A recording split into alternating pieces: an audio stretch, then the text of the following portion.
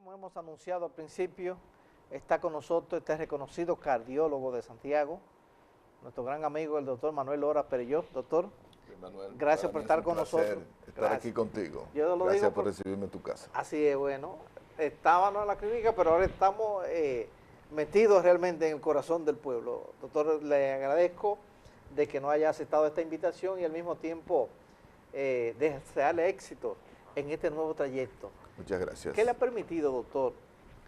Porque las funciones suyas como médico y sobre todo cardiólogo no es fácil. Compartir la política con la salud, pero hay tiempo para todo. ¿Qué le ha motivado? Mira, todo tiene un tiempo de espera y la espera lo tiene todo, como digo yo. Tú sabes que yo he tenido vinculación política desde temprana edad. Cuando el presidente Salvador Jorge Blanco fue candidato, yo participé en llevarlo a él a la candidatura presidencial en un grupo de médicos que nos llamábamos las Águilas Blancas. En esa época yo era residente de medicina interna en el hospital José María Cabral Ibáez y después de ahí, cuando el presidente Salvador Jorge Blanco llegó al poder, yo me fui para Brasil a estudiar y terminé mi cardiología en Brasil. Cuando regresé de allá decidí priorizar mi parte profesional sobre mi parte política y hice un receso sin perder la vinculación con el Partido Revolucionario Dominicano. Receso que fue prolongado porque mi activación interna dentro del partido comenzó en el 2006. Participé en la precampaña del precandidato Miguel Vargas, después cuando el presidente Hipólito Mejía resultó ser el candidato me integré a la campaña de él y fuera de eso después he estado con la vinculación directa con Luis Abinader. Ahora, en las elecciones que vienen para el mayo del 2020, yo creo que, dado el perfil de la parte política que anda en todos los partidos, debe decidir hacer mi presentación como candidato a alcalde, porque yo creo que hay que mostrar una cara diferente de la visión política y de los ciudadanos que nosotros que tenemos algún tipo de inquietud y que debemos vincularnos en la parte de la solución de los problemas que nos atallen en nuestras comunidades. Mucha gente se queja de la participación del ciudadano directamente en la política. Y como a mí me gusta la política, y yo creo que estoy en el momento adecuado, decidí correr por la candidatura a alcalde por el Partido Revolucionario Moderno.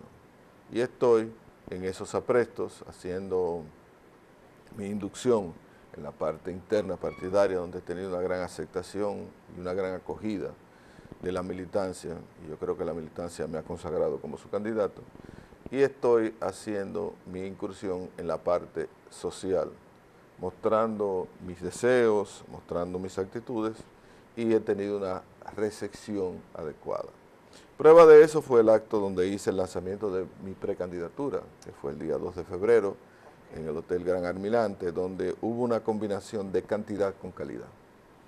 El local estaba repleto, llenó todas las expectativas, la gente se quedó fuera del local y la representatividad social fue una representatividad diversa.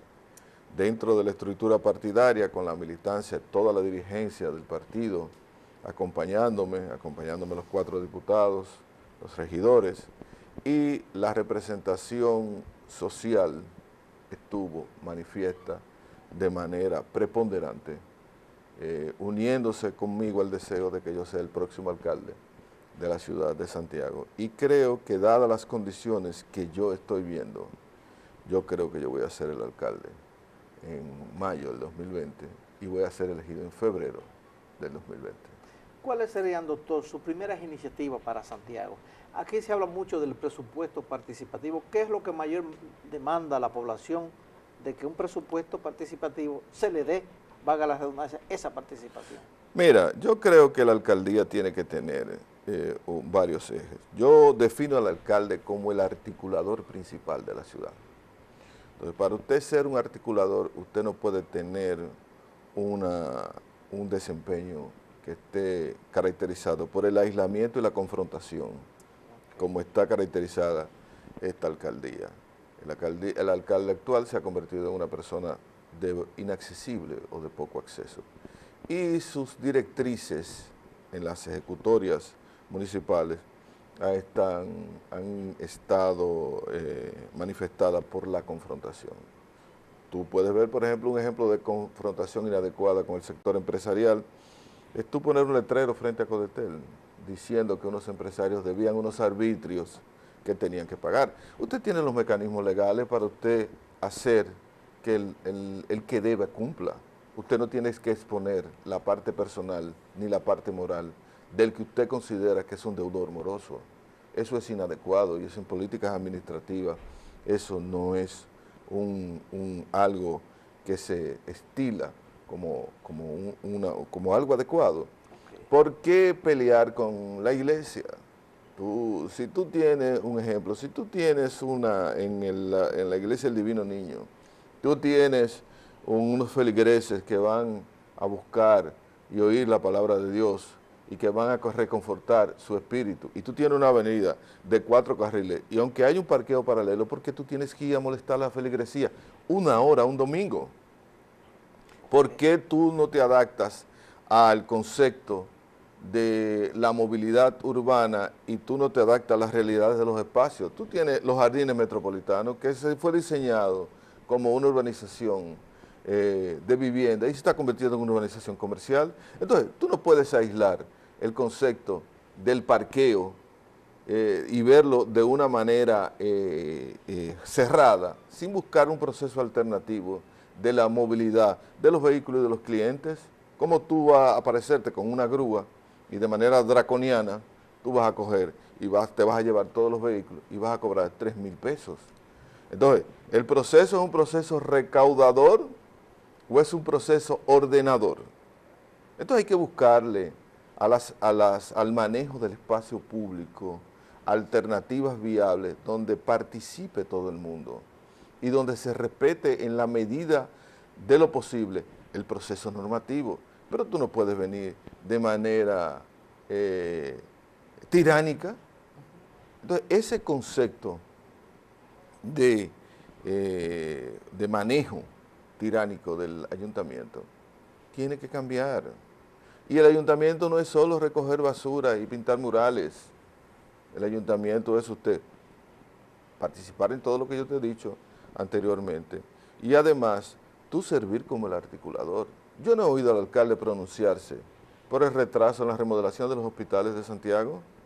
Tenemos 6 años, y en esos 6 años tú tienes un PLD que se ha olvidado de Santiago.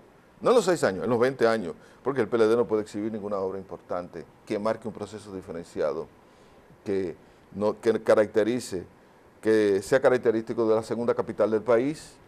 No tenemos nada. ¿Qué obra vial importante han hecho? Terminar la circunvalación norte. ¿Sabe por qué la terminaron? Porque iban a comenzar la de la capital. Y era muy cuesta arriba.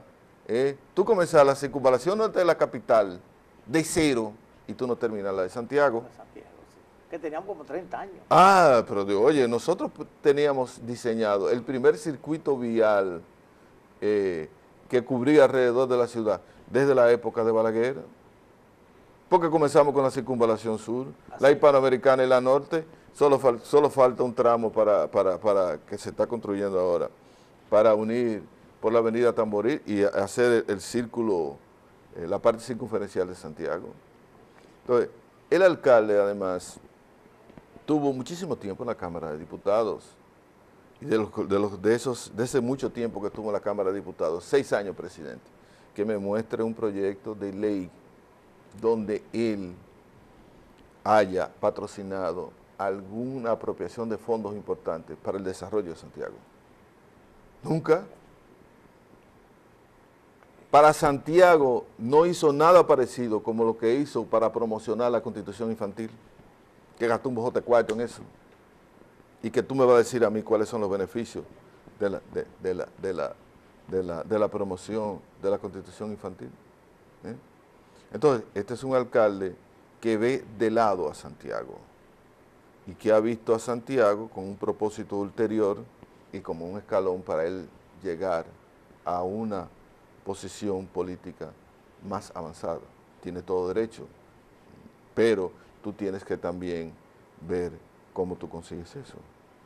Entonces, por ejemplo, una de las cosas que yo le critico a su falta de articulación, cuando se le quitó la concesión del proyecto del puerto de Manzanillo a la zona franca, ¿dónde estaba el alcalde? Y no estaba el senador, que no protestaron. Y no se ha hecho nada en Manzanillo. Que Manzanillo debe constituirse como el primer muro social de contención a la migración haitiana. Porque si tú conviertes a Manzanillo en lo que era La Grenada, la migración del dominicano hacia allá a buscar puestos de calidad va a poner un muro social. Sí. ¿Por qué no hacer eso? ¿Por qué no propiciar? Por eso. Entonces, no solo, como te digo, no solo la alcaldía es limpieza y murales. Además, el casco urbano está limpio, pero tú te vas a los barrios y la limpieza deja que desear, mucho que desear. Entonces, hay una situación, doctor, que se ha creado hace muchos años. Ver el centro de la ciudad, el centro histórico de Santiago. Todos los alcaldes han pasado, no se ha solucionado un grave problema de congestión vehicular. El centro del casco urbano. No hay posibilidad de que se descongestione la ciudad de vehículos, de que muchas de estas rutas no lleguen al casco urbano. Y otros que están proponiendo para que aquí se construya un gran parqueo municipal, que no lo tenemos en estos momentos. ¿Hay alguna iniciativa en ese sentido? mira, yo desde la alcaldía voy a impulsar ese concepto. Incluso yo tengo 2 sitios que los tengo identificados en términos visuales. Okay. El primero es, tú tienes el parqueo que está frente al teatro y al lado del ayuntamiento, que termina en la avenida Francia. Ese desnivel te permite a ti hacer un parqueo soterrado. Okay. Sin tú perder la orientación y la visual de la línea del teatro hasta la Francia, tú harías una gran plaza ahí que se podría la parte destechada o el último nivel del parqueo y hacia abajo tú puedes construir un parqueo soterrado. Ese parqueo debe estar alimentado, como en muchas partes, por un circuito cerrado vial, donde tú dejes el vehículo ahí, tú haces un recorrido en el centro histórico desmonta a los pasajeros, los recoge y te los lleva ahí. Ese puede ser un espacio que está disponible y está en la entrada este del centro histórico. Otro espacio que está disponible es en la avenida Francia, no, en el Ensueño, donde se hizo el relleno de la Cañada de la Sursa. Okay. Eso es un gran espacio ahí, que por cierto hay que revisar el drenaje de la cañada porque se inundó con un agua y afectó el ensueño. Ahí es donde Cerullo iba a hacer algún... En un anfiteatro y una serie de cosas. Que hay que cuestionar a ver si ese proyecto debe tener la continuidad con la cual fue concebido. Pero hay un área libre importante hacia la circunvalación, que eso tú puedes convertirlo en un parqueo abierto. Okay. Tú ahí y haces el mismo concepto del circuito vial. Que conecte con el centro. Que conecte con el centro. Tú llevas porque la circunvalación sur está ahí mismo. Está ahí mismo, sí. Tú nada más tienes que subir y tú tienes el centro histórico ahí mismo. Bueno, ¿verdad? Sí. En unos pasos, y ese está más cerca que el del monumento. El monumento. Y le sirve de un pequeño ejercicio para el que se va. Pero más que si existe servicio a pie, tú un circuito cerrado de vehículos también. Como tú vas, por ejemplo, fuera de aquí, tú vas a Disney, tú dejas el carro, ¿a cuántos kilómetros? De la entrada del parqueo. Y tú tienes un trencito que te busca. Ah, ok. Y te lleva. ¿Se utilizaría ese mismo sistema aquí? Un sistema parecido. No ese, habría que diseñar, habría que ver los criterios técnicos del sistema, pero tú tienes a alguien que te va a tomar, tú vas a dejar el vehículo, en un vehículo tú lo vas a abordar y tú vas a andar en un recorrido en el centro histórico. Tú te vas a parar donde tú quieres vas a hacer tus compras y el vehículo te va a volver a recoger en una línea cerrada que va a estar dando vueltas todo el tiempo.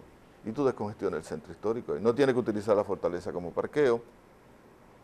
Y además priorizas el uso de los parqueos que estén zonificados en el mismo centro histórico, donde tú tendrías que pagar más que lo que tú pagas por el parqueo Sí.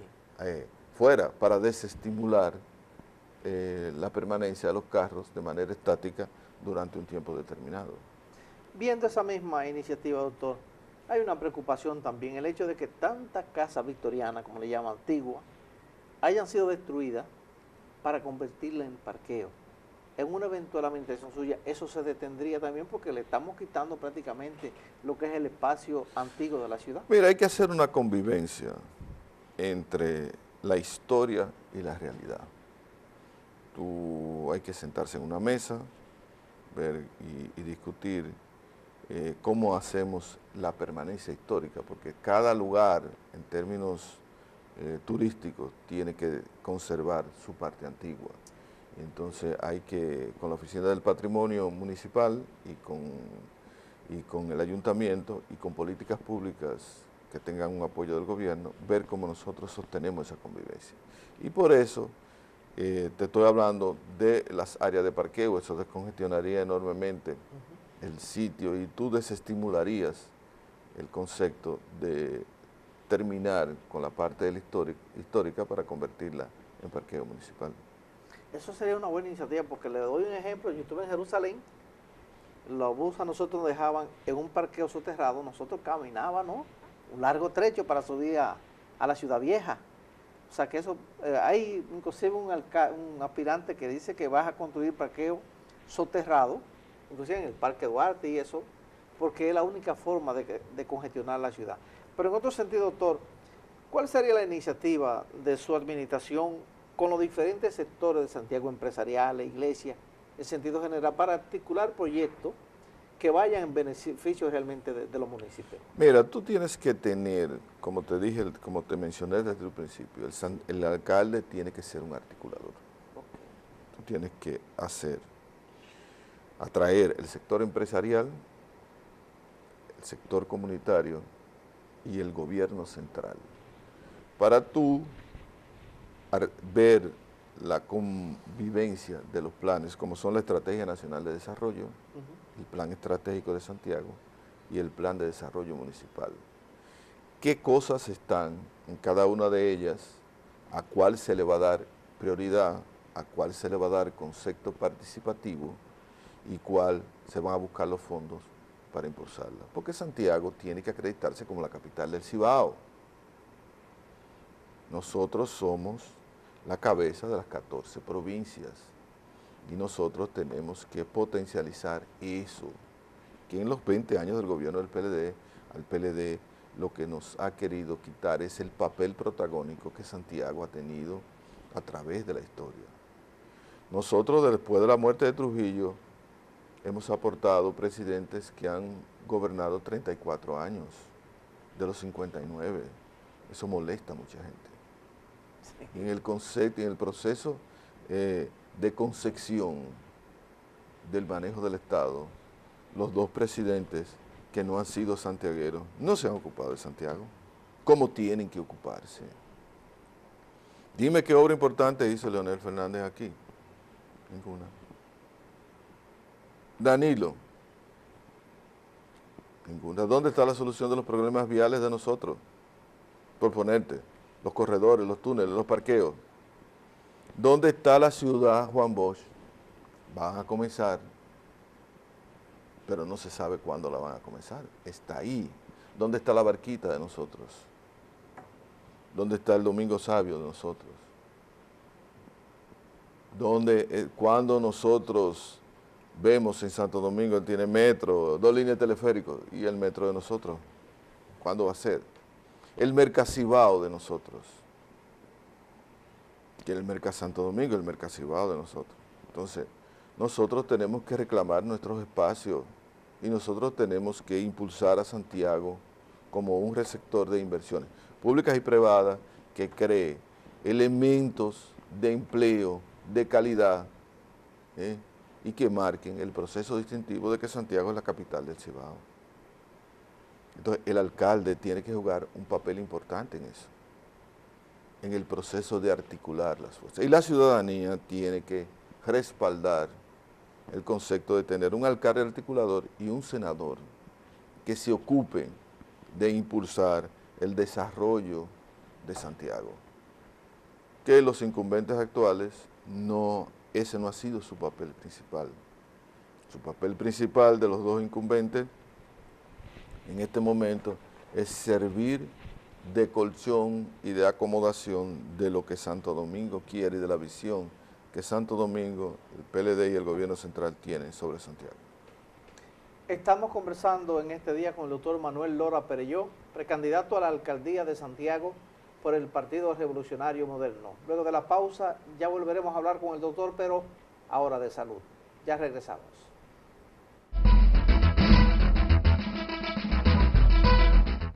Continuamos conversando con el precandidato a la alcaldía de Santiago por el PRM, el doctor Manuel Lora Perelló.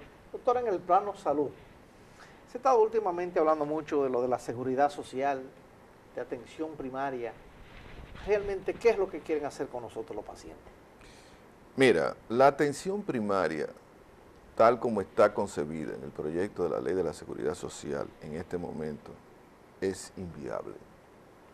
Porque existen dos conceptos de atención primaria, que es la atención primaria respetando la libertad de elección del usuario, abierta, y la atención primaria cerrada, donde no se respeta la libertad de elección del usuario. La atención primaria abierta es un escalón importante porque tú tienes un acceso de primer orden en términos geográficos y comunitarios importante. Pero para que eso sea efectivo, tú tienes que diseñar un concepto que debe estar sustentado en dos aspectos, que es el manejo del expediente único y la protocolización de las enfermedades. No existe manejo de expediente único, porque eso no está concebido, o sea, no está ejecutado, está concebido en la ley, pero no está ejecutado, y no existe protocolización de manejo para tú tener garantía uniforme de una conducta frente a una patología. Al no existir esas dos cosas, la atención primaria abierta puede comenzar, pero poco a poco ir incorporando esos dos elementos. La cerrada, como la quieren hacer, es donde tú vas a dividir el país en cuadrantes geográficos. Esos cuadrantes geográficos tú le vas a asignar una estructura que todavía no está diseñada, el concepto de manejo de la estructura, porque tú no sabes qué va a tener, si va a tener un ginecólogo, un pediatra, o un médico general, o un internista, eso no está. Y además no está físicamente diseñado cuál va a ser el modelo de esa estructura. Entonces, cuando a ti te asignen a esa estructura, te van a asignar a unos médicos, que tú no sabes cuáles son, que son los que te van a guiar en el proceso de la salud. Entonces tú, que eres paciente mío, y que tú tienes una vinculación de un manejo de complejidad de una enfermedad, si yo no tengo contrato con esa clínica de atención primaria, tú no vas a ser paciente mío. Aunque yo elija a mi médico, no tengo derecho. No, porque tú pierdes la capacidad de elección. Porque la elección va a ser una elección impuesta. Porque va a ser una elección que va a tener no un manejo racional de la resolución de tu patología por el conocimiento previo que tú tienes, sino que lo que va a tener es un manejo financiero. Entonces, eso en este momento es inaplicable en este país, porque tú desmontas toda una estructura de confianza y de histórica en el manejo de una patología. Porque, ¿qué es lo que garantiza en este país la calidad de la medicina? La libre elección. Porque cuando tú no te sientes satisfecho con el concepto que un médico está tratando tu enfermedad, el sistema te garantiza la provisión financiera para que tú busques una segunda opinión. Ahora no. ahora las opiniones van a estar dirigidas y no sustentadas bajo un criterio técnico de cuándo tú debes ejecutar una segunda opinión, o cuándo tú debes mejorar, cuándo tú debes emigrar del escalón primario al escalón secundario o terciario, porque eso va a estar al libre albedrío del que controla la clínica de atención primaria. Doctor, si yo me pongo grave, por ejemplo, me llevan al home, que es donde está su consultorio, donde yo me atiendo con usted. Entonces, a mí no me van a atender. Bueno, si la clínica de atención primaria te van a atender el proceso de la emergencia, pero el proceso de resolución a lo mejor no te lo van a atender. Porque si la clínica de atención primaria no tiene contrato ni con el home ni con Coromina, te van a mandar donde ellos tienen el contrato.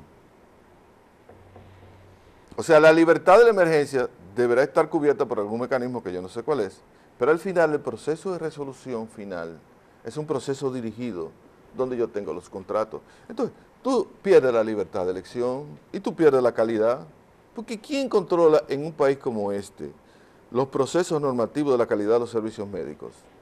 La experiencia que el usuario tiene con el médico y la libertad que el usuario tiene de elegir su médico. Además, usted tiene el historial clínico nuestro. Exactamente. Entonces, tú no tienes un historial clínico común, porque no existe el expediente único. Y no existe resguardo jurídico para la confiabilidad de ese expediente único, de esa información que yo tengo en ese expediente, no se utilice en términos públicos contra mí.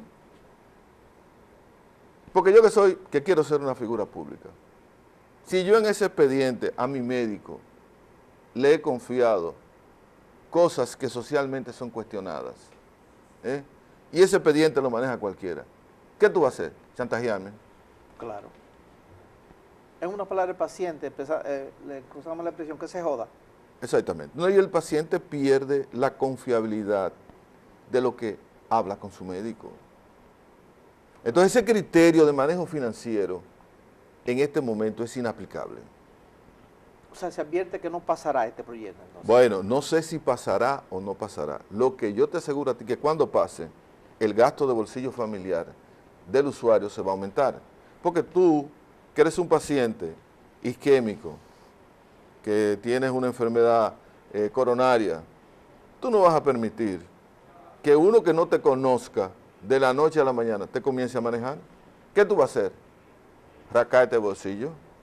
Porque no solamente es tú ir a mi consulta, es que lo que yo genere en la consulta, de proceso diagnóstico y de proceso terapéutico, el sistema no te lo va a cubrir.